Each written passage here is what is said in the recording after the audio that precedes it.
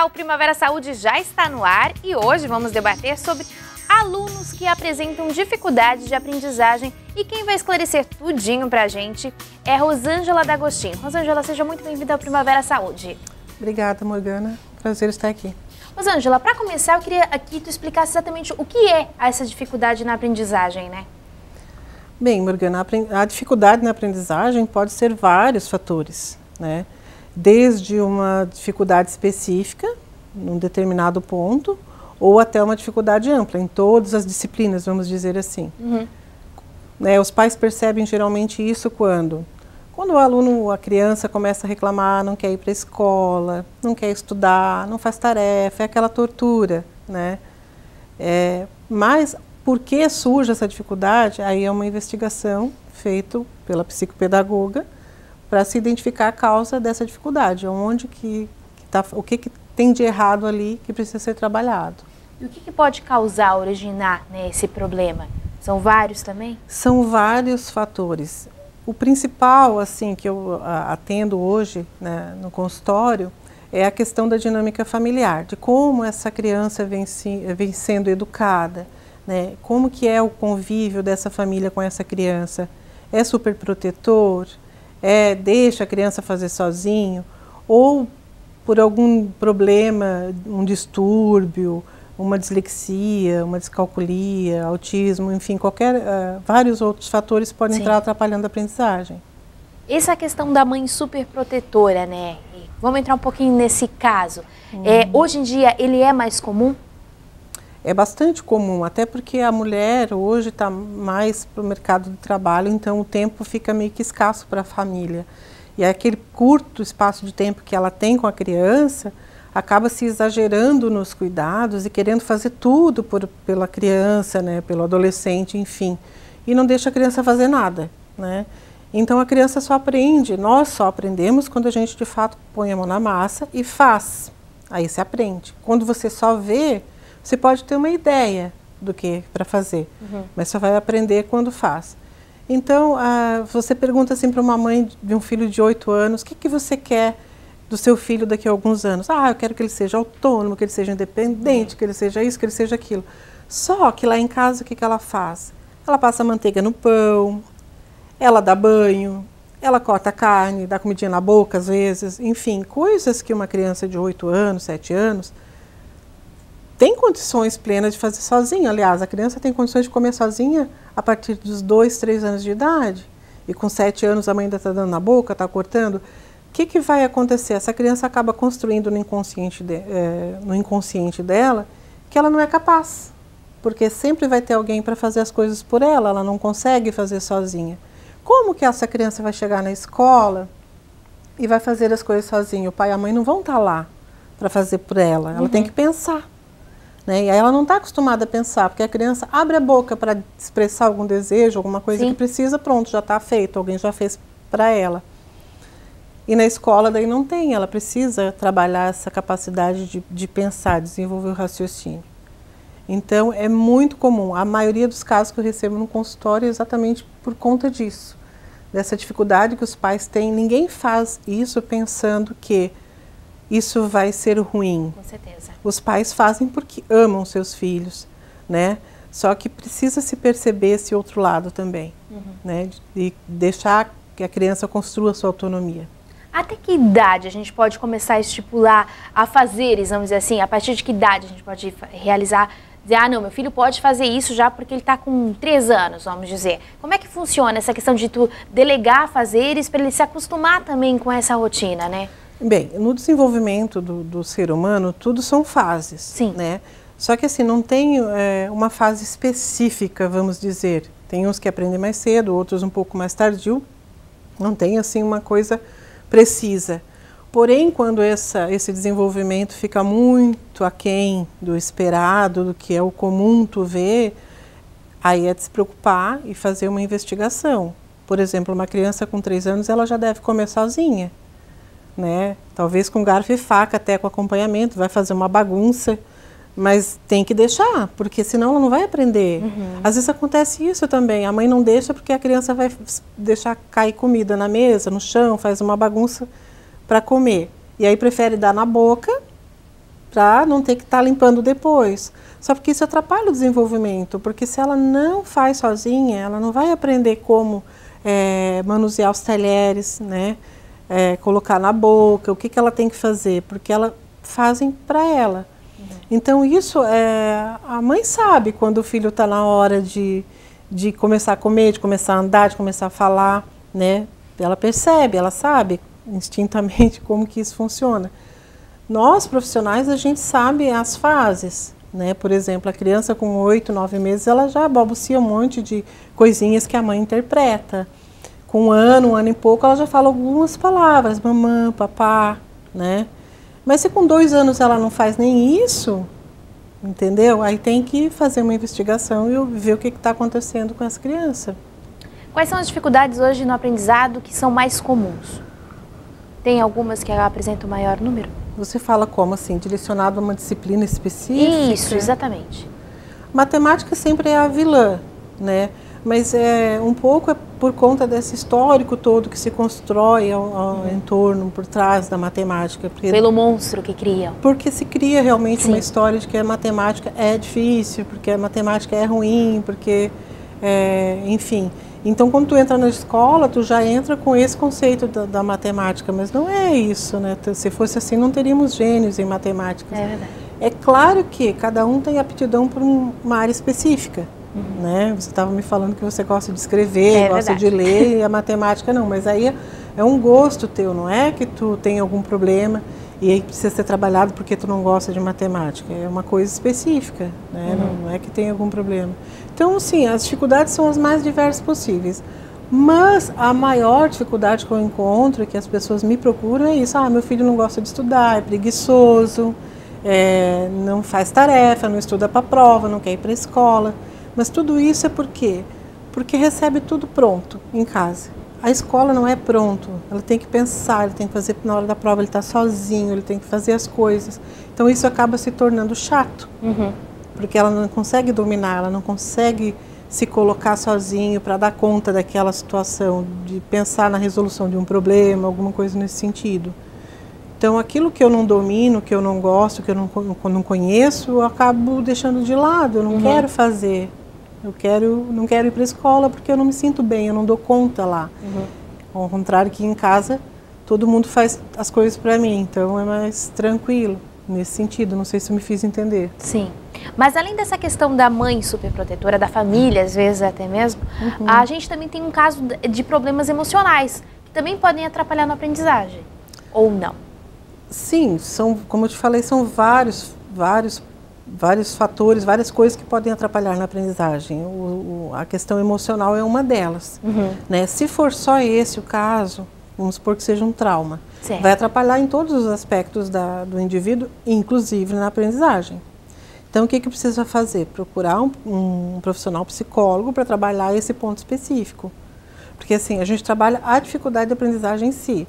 Mas se a criança tem um problema de fala sério, que é fonoaudiológico, eu não sou fonoaudióloga, eu consigo identificar que seja fonoaudiológico, então eu vou encaminhar para um profissional adequado, para trabalhar aquele problema específico. A questão, às vezes, de separação de pais, é comum acabar afetando o emocional da criança e dificultando as atividades escolares? Bastante. Eu até não diria por uma questão emocional, mas é que fica... vamos dar um exemplo. Os pais separam e ficam usando os filhos para um atingir o outro, né? Tem aquelas coisas que a gente sabe muito bem que existem. E aí o filho, no final das contas, acaba ficando em terceiro plano, em segundo plano. E não se tem aquela atenção, aquela percepção se realmente a criança está bem, se ela está tendo dificuldades na escola ou não. Não se percebe isso, não se tem esse olhar. Né? A criança acaba ficando meio de lado, porque eu já faço isso, já não vou me preocupar com isso, e daí nenhum dos dois faz, acaba não percebendo, a criança fica se sentindo excluída, né? A gente trabalha muito assim com desenhos, com crianças, porque às vezes é difícil expressar a emoção que está sentindo, os sentimentos, em palavras. Às vezes até sabe que tem, mas não consegue expressar. Então trabalhamos com desenho. E é muito fácil observar quando a criança se sente excluída da família, que tu pede o desenho da família e ela não se desenha. Olha. no grupo. Ela faz todo mundo, faz o pai, a mãe, o irmãozinho, quem tiver, o cachorro, o papagaio e periquito, e não se desenha. Porque ela não se sente incluída. Ela tá ali, mas ela assim, ó, a família não faz um programa familiar junto mesmo, de estar participando, né? Se a mãe está na cozinha, participar do processo, do que está sendo feito ali, não só tá, né? Como, por exemplo, se fala muito em inclusão de crianças especiais em sala de aula. Inclusão não é você colocar só o indivíduo lá na sala de aula e deixar ele lá, não está incluso. Inclusão é o quê? Ele estar lá e poder participar do processo de aprendizagem daquela sala de aula, daquela aula que está acontecendo ali. Então, atrapalha sim, e muito. Se os pais não tiverem esse discernimento de poder estar enxergando que o filho precisa de um olhar, ficam só os dois ali numa guerra cruzada, atrapalha bastante. A gente já volta a conversar sobre esse assunto, a gente vai para um breve intervalo e volta já já.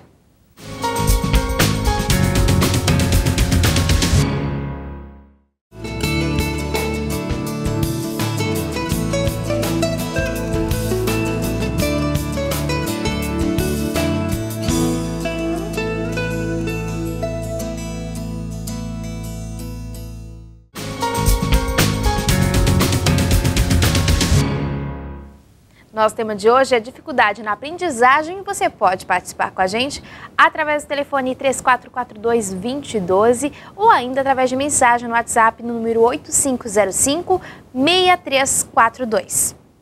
Bom, a gente acabou saindo falando de alguns problemas que podem acabar atrapalhando no desenvolvimento, né, da aprendizagem. Mas queria falar agora a respeito dos coleguinhas, às vezes muda de escola, sofre aquela rejeição, não acaba sendo incluído, né, no grupo dos amigos, da turma mesmo onde ele estuda. Como é que funciona isso na cabecinha da criança, doutora? Bem, Morgana, assim, quando há essas mudanças, principalmente para crianças menores, até eu diria ali os 9 anos de idade, acontece bastante isso. Quando os pais resolvem, por alguma razão, mudar de escola, uma mudança de casa, coisa assim, é necessário que esses pais conversem com a criança. Se possível, vá até a escola com essa criança alguns dias antes, né, observe. O ideal mesmo seria que essa criança já conhecesse a escola antes de ser aluno dela, poder entrar, poder ver quem que estuda lá, ver os colegas e tal. Preparar a criança, porque assim, ó, durante toda a nossa vida, a gente vai ter muitas mudanças, né? E a gente tem que aprender a lidar com isso, né? Igual trabalhar com frustração, né? Quando tu está preparado para fazer um negócio e tu tem uma expectativa sobre aquilo e de repente não acontece. Se tu não estiver preparado para isso, tu vai ficar com depressão, vai ficar triste, enfim, pode ir para um lado que não é muito legal. Sim.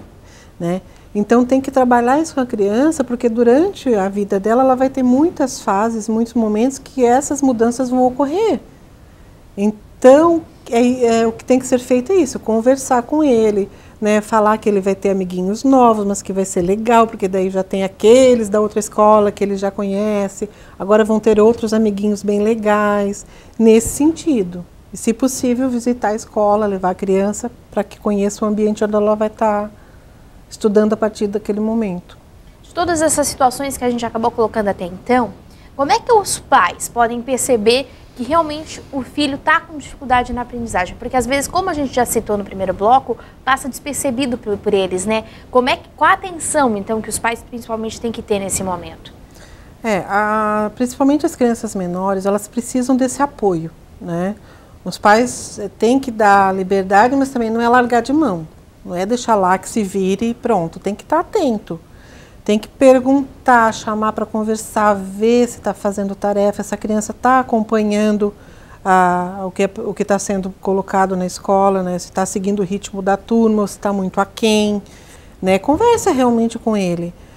Mas aí, se o pai fez a tarefa, fiz, mas realmente não foi verificar se fez.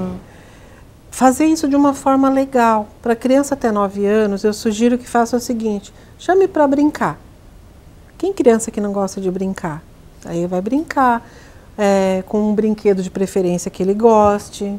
O que vocês fizeram na escola hoje? É esse tipo de conversa que eu estou falando, não é conversar assim como se fosse uma entrevista. O que tu pergunta e resposta. Não, vai devagar, vai pelas beiradas. O que vocês fizeram na escola hoje? Vocês brincaram? Brincaram do quê? Conversou com quem? E o fulano, como é que tá? Ah, e o que vocês fizeram? Tem alguma coisa no caderno? Tem tarefa? Deixa eu ver o teu caderno se está bonito. E entrando nessa área da educação, da matéria, que geralmente eles querem fugir, Sim. desse jeito, pelas beiradas. Porque se tu já vai direto no assunto, eles meio que fogem. Agora não, depois, entendeu? E aí os pais vão perceber, quando eles começarem a olhar o caderno, se a criança está copiando, que às vezes eles não copiam, quando eles não estão com dificuldade, eles têm dificuldade até mesmo de copiar do quadro, né? Não tem tarefa, mas não é porque a professora não deu tarefa, é porque ele não copiou a tarefa, não levou a tarefa para casa. Ou então tem muitas falhas, assim, palavras soltas, frases incompletas, exercícios inacabados, ou coisas muito assim fora da casinha, vamos dizer assim, né? Que não tinha nada a ver com aquilo ali que o professor estava passando. Sim. A criança se nega a querer fazer a tarefa, reclama, não quer mais ir para a escola. Isso tudo são sinais para que os pais façam uma avaliação, né? Se essa criança realmente vá até a escola, pergunte como é que está o seu filho, né? Se ele está acompanhando o ritmo da turma. Tudo isso são sinais que os pais têm que ficar atentos. Essa presença do pai realmente na escola é fundamental? É fundamental.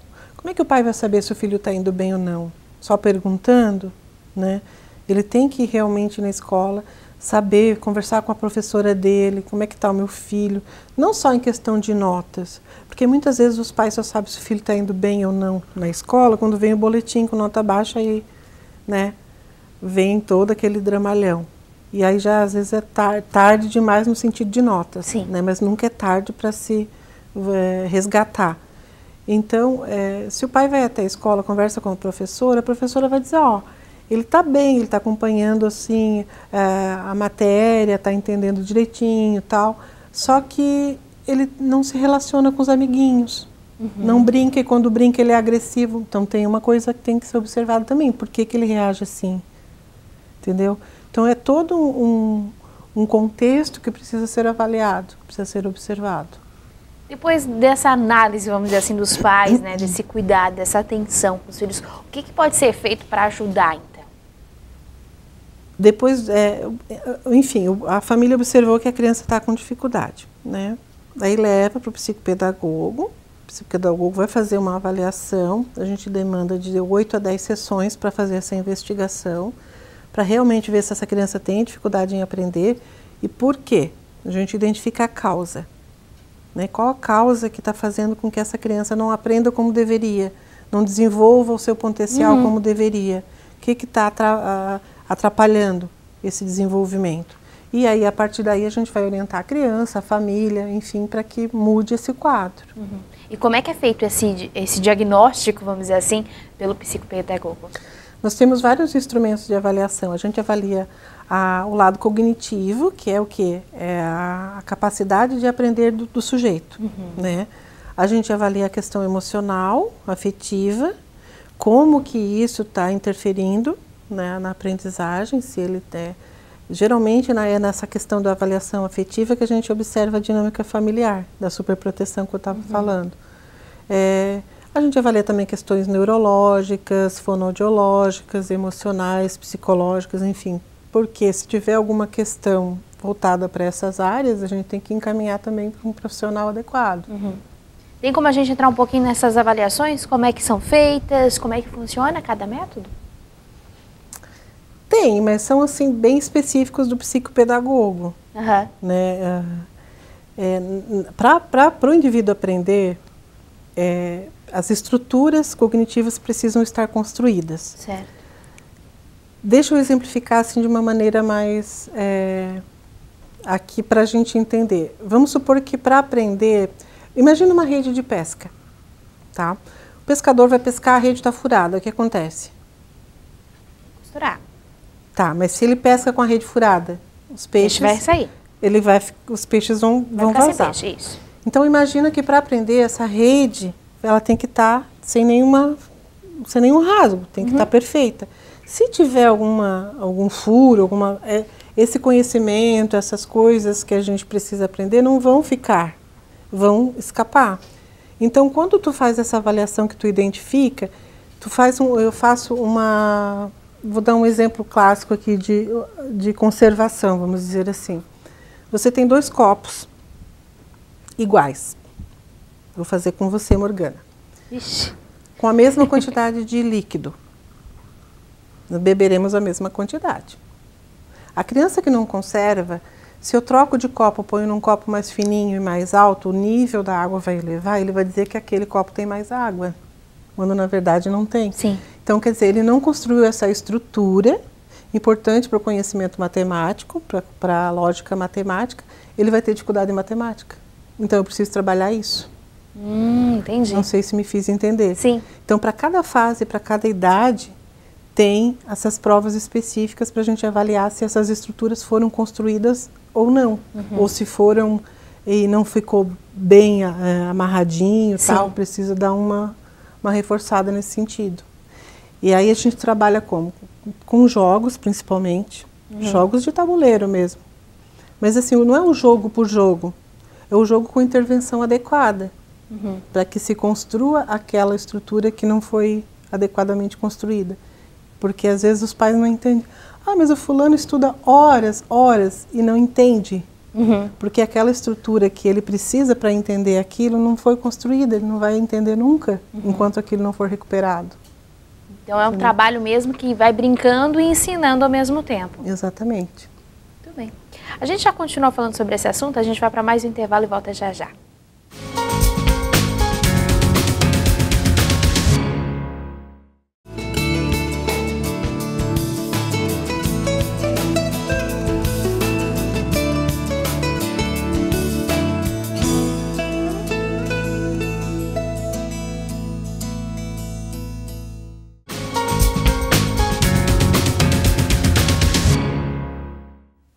Estamos de volta e você pode participar com a gente através do número 3442-2012 ou ainda mandando mensagem no WhatsApp, o número 8505-6342. Retornando à nossa conversa, às vezes os pais acabam exigindo demais dos filhos, cobrando, exigindo que eles estudem mais, se dediquem mais. Isso às vezes, de uma forma exagerada, também pode prejudicar? É difícil ser pai, ser mãe, né? Porque não tem um termômetro, um medidor que diz até onde que tu pode ir ou até onde que tu tem que frear. Então acontece bastante, meio que uma concorrência, né? Porque daí todo mundo está fazendo inglês, todo mundo está fazendo 1001 coisas, então coloca o filho em várias coisas, a criança não dá conta daquilo tudo, né? Então essa cobrança exacerbada nesse aspecto atrapalha às vezes, porque às vezes o indivíduo nem quer ou não dá conta daquilo e tem que fazer porque os pais querem, porque o coleguinha está fazendo. Outra cobrança também é com relação à nota. Ninguém precisa ser perfeito e nunca ninguém vai ser perfeito. É verdade. Né? Só teve um que foi perfeito, né? Então a gente procura fazer os pais entenderem isso, mas é que assim, é muito difícil, porque escola particular, por exemplo, o meu filho não pode tirar nota baixa e o coleguinha tirar nota alta. Mas o que é nota baixa e o que é nota alta? Tem que estar tudo beirando os 10 ou 10, né? Eu acho que isso é uma cobrança, assim, claro que a nota, ela tem que ser uma consequência, né? Consequência daquilo que eu aprendi. Por que as escolas dão nota? Por que fazem avaliação? Porque é um método mais fácil de fazer uma avaliação coletiva rápida. Porque se você fizer individualmente, sem ser uma prova para dar uma nota, fazer uma conversa, vai demandar muito mais tempo. Sim. Só que você iria conseguir fazer uma avaliação mais profunda, né? Então, isso é muito trabalhoso, difícil. Então, por isso a nota, por isso a prova. Mas aí, o que é um 7? Um 7 significa 70%. Né? Quer dizer que você conseguiu entender, conseguiu colocar ali 70% de tudo que você viu. É muita coisa. Não é uma nota ruim, uma nota baixa. Não precisa ser 10, 100%. Sim. Então, essa cobrança, essa pressão atrapalha. Porque tudo que é aquilo que é exageradamente cobrado, quando você vai fazer, o aluno, o adolescente principalmente, vai fazer uma prova, né? E ele tem que tirar um 8 ou 9, para não ficar em recuperação. Se ele tirar menos que isso, ele fica em recuperação, vamos supor. Olha a pressão Ele já vai com aquela pressão de que ele tem que tirar aquele 8, aquele 9. Isso acaba atrapalhando, né? Ao passo que, se ele fosse simplesmente fazer a prova tranquilo, colocar ali o que ele entendeu, colocar o que ele aprendeu de fato, sem essa pressão, ele poderia tirar até mais do que ele precisa, Sim. não é verdade? Então, mas até tem a ver, às vezes, com aquele emocional dele que já está sendo abalado. Com certeza. Com certeza, porque tem essa obrigatoriedade dele se sentir na obrigação de tirar uma nota alta, porque os pais, senão o que vai acontecer quando chegar em casa se não passar, né? Então tudo isso também interfere. Mas tem muito assim também, não deixar para estudar no dia da prova ou um dia antes, porque a antecipação dessa prova, dessa avaliação que o indivíduo vai ter, acaba trazendo para ele uma ansiedade, né, pela prova em si já causa ansiedade, e esse conteúdo que ele vai estar estudando nas vésperas da prova, ele não vai, vamos dizer assim, absorver como deveria, com a qualidade que ele tem condições, porque tem essa pressão, essa ansiedade da prova. Ao passo que, se ele for estudando todos os dias, né, teve aula hoje, eu já dou uma olhadinha de 5, 10 minutos que seja, para que não deixe só para a hora da prova, porque essa ansiedade, essa pressão atrapalha, com certeza. Isso podemos dizer que serve é uma dica que serve para toda a questão do estudo, seja para o trabalho, sempre se adiantar? Para tudo, desde da criancinha que está entrando lá no primeiro aninho, né, que é quando começa a ter avaliação escrita, até graduações, mestrados, enfim, serve para tudo. Tem alguma dica, por exemplo, a gente, já que está falando de aprendizagem, passou agora o Enem, a gente vê a euforia, muitas vezes, dos adolescentes para conseguir uma boa pontuação. Nesses casos, qual seria a dica? Deve mesmo parar de estudar ali um dia antes da prova, tentar só respirar fundo, descansar, para no outro dia realmente estar preparado para a prova? Como é que funciona? Se esse aluno já vem se preparando há algum tempo para aquela prova, ele já vai estar mais tranquilo. Então, o fato dele dar uma olhadinha rápida, ele vai dar uma olhada rápida, assim, né, uma pincelada, vamos dizer assim, no dia da prova, ou um dia antes da prova, não vai atrapalhar, não vai interferir. Agora, aquele que não estudou, ou não estudou muito, ele está muito inseguro, ele querer se apropriar daquele conhecimento ali minutos antes, horas antes, vai atrapalhar, porque o nervosismo, a ansiedade vai fazer com que ele não consiga fazer essa assimilação adequada. Acho que atrapalha mais que ajuda daí nesse caso. É verdade. Em casos de graduação mesmo, finalizando o projeto, que é muito mais preocupante, chega nessa fase, tem que cumprir prazos, TCC, seja um TCC ou seja monografia, como é que fica essa situação também? É complicado? Mexe também na hora de tu acabar produzindo ali? Sempre quando tu tens que mostrar algo de ti, que tu sabe, tu te causa uma ansiedade, um nervosismo que pode atrapalhar, na maioria dos casos atrapalha. Mas como sempre, se tu vem te preparando, tu está habituado a desafios, tu gosta de desafios, isso é mais um desafio. E um desafio sem o frio na barriga não existe. Tem que ter o frio na barriga, tem que ter aquela adrenalina, né? O que não pode é chegar ao extremo de tu não conseguir resolver, né? Tu entra em pânico, né? Quem vai fazer uma defesa de TCC, por exemplo, sabe tudo, domina, só que tem um problema com falar em público. E aí desanda tudo, né? Ele não vai conseguir, mas é por uma outra questão, não é porque ele não domina o conteúdo, é porque ele tem um problema com falar em público. Agora, de todos os problemas que a gente tratou até aqui, de todas essas situações, na verdade, nesse caso, os professores hoje, a gente pode dizer que eles estão preparados para essa diversidade hoje de problemas que pode se encontrar numa sala de aula e que pode atrapalhar no conhecimento do aluno? Eu diria que a própria instituição, né, de educação ainda tem muito que evoluir nesse sentido, né? Porque é difícil um professor com 40 alunos numa sala de aula ter esse olhar direcionado para as dificuldades e necessidades de cada um. Né? Mas a escola em si, não escola que eu falo estrutura física, a escola em termos de estrutura de aprendizagem, ainda tem muito a evoluir. Já evoluímos bastante, mas ainda tem muita coisa a ser conquistada, eu diria. Então, doutora, a gente está chegando no final do nosso programa. Quero agradecer a Rosângela por ter participado. Imagina. Então, eu deixo espaço aberto para fazer suas considerações finais.